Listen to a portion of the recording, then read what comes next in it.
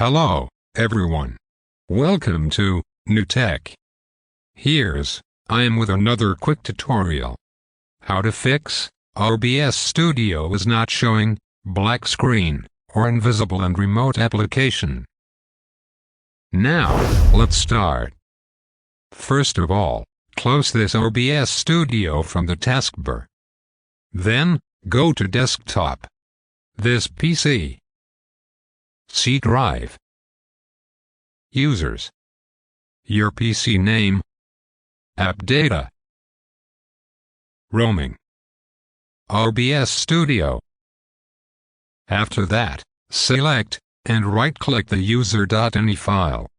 Then, select the option, Edit in Notepad. Now, change the value, hide OBS windows from capture equal to false. After that, go to File, and click on the Save. Now, close these windows, and open the OBS Studio.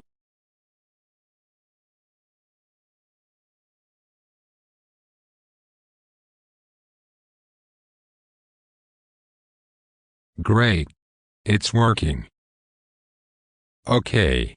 That's it for today. I will see you in the next tutorial, with amazing and interesting topics. And, don't forget to like, comment, share, and subscribe to this channel.